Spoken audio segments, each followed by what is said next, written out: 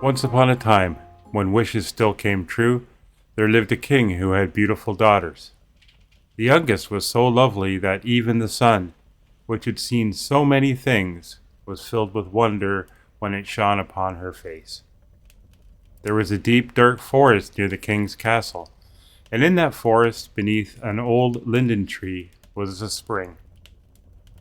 Whenever the weather turned really hot, the king's daughter would go out into the woods and sit down at the edge of the cool spring.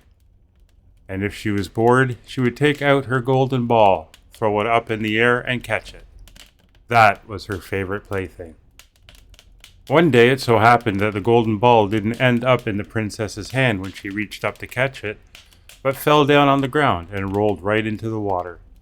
The princess followed the ball with her eyes, but it disappeared, and the spring was so deep that you couldn't even begin to see the bottom. The princess burst out crying, and she wept louder and louder, unable to stop herself. Suddenly a voice could be heard over her wailing. "What's going on, princess?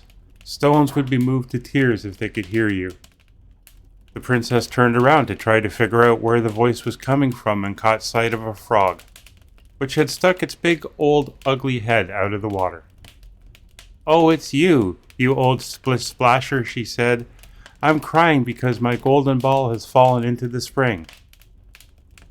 "Oh, be quiet and just stop sniveling," said the frog. "I think I can help you. But what will you give me if I fetch your little plaything?" "Whatever you want, dear frog," she said. "My dresses, my pearls and my jewels, even the golden crown I am wearing." The frog said, "I haven't the least interest in your dresses, your pearls and your jewels, or your golden crown.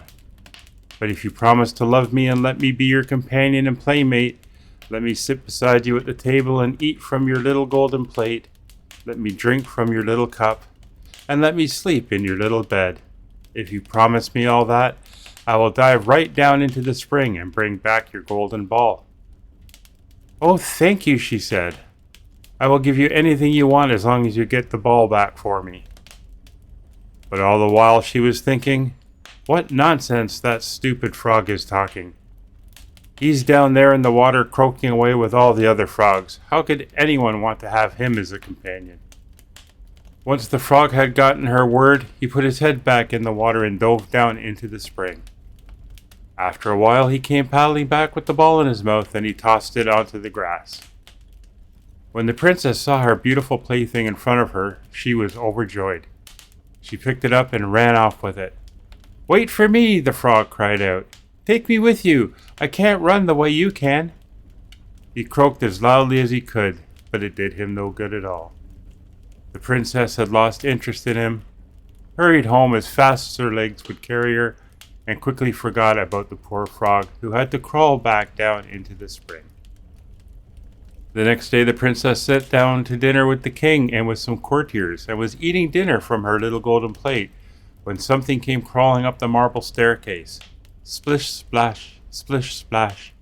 When it reached the top of the stairs, it knocked at the door and called out, "Princess, youngest princess, let me in." The princess ran to the door to see who was there. When she opened it, she saw the frog standing in front of her. Terrified, she slammed the door as hard as she could and returned to the table. The king could see that her heart was pounding like mad, and he said, "My child, what are you afraid of? Is there some kind of giant at the door coming for you?" "Oh no," she replied. "It wasn't a giant, it was just a disgusting frog." "What in the world does a frog want with you?" "Oh, father, dear, yesterday, when I was playing by the spring, my little golden ball fell in the water, and because I was crying so hard, the frog got it for me, and because he insisted, I promised that he could be my companion. I never thought he would be able to leave the water. Now he's outside, and he's demanding to come in to see me." Just then there was another knock at the door, and a voice cried out, "Princess, little princess, let me in. Think back now to yesterday's oath. Down by the cold blue water. Princess, little princess, let me in." The king declared, "Once you make a promise to someone, you have to keep it. Just go and let him in." The princess went over and opened the door. The frog hopped right into the room and followed close on her heels until she reached her chair. Then he sat down and cried out, "Lift me up and put me next to you." The princess hesitated, but the king ordered her to obey. Once the frog was on the chair, he wanted to get onto the table, and once he was there, he said, "Push your little golden plate closer to me so that we can eat together." The princess did as he said, but it was plain to see that she was not happy about it. The frog had enjoyed his meal, but every bite she had stuck in her throat. Finally, he said, "I've had enough to eat, and I'm really tired. Take me up to your room, turn down the silken covers on your little bed."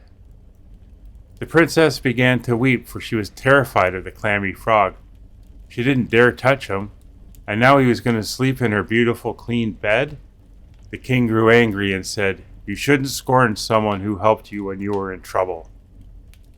The princess picked up the frog with 2 fingers and carried him up to her room and put him in a corner.